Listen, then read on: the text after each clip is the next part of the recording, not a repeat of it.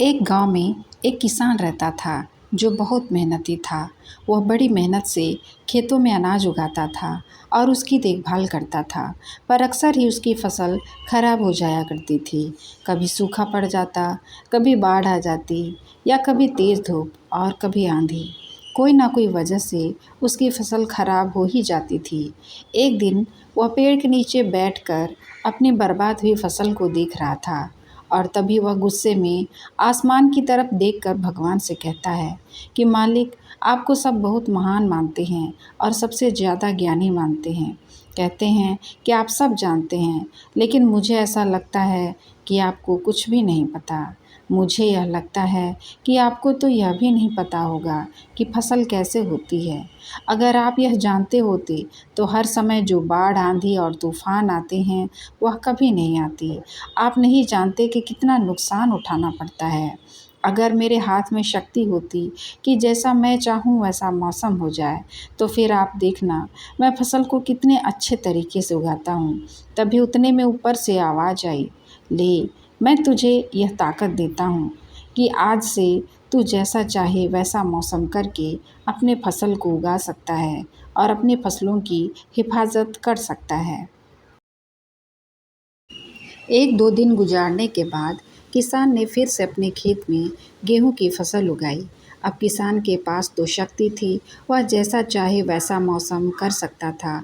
तो किसान ने आंधी, तूफान और बाढ़ कुछ भी उसने अपने खेतों पर आने नहीं दिया।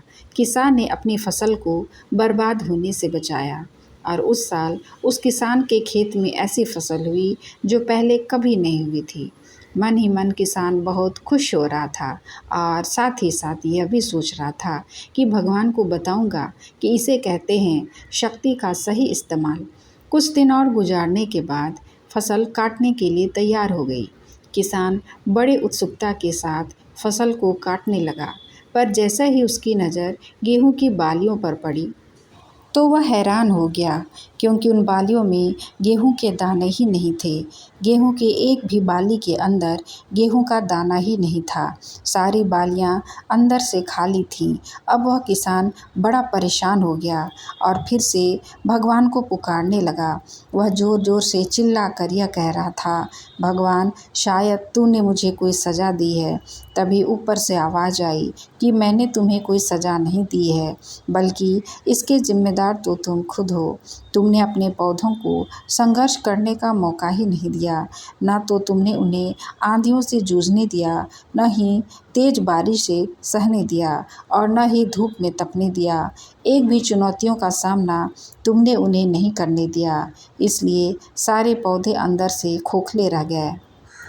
जब आंधी, तूफान, तेज बारिश और धूप पड़ती है, तभी ये पौधे संघर्ष करते हैं और इसी संघर्ष से ताकत पैदा होती है, जिसमें पावर होता है, एनर्जी होती है और इसी संघर्ष से गेहूं का दाना बनता है।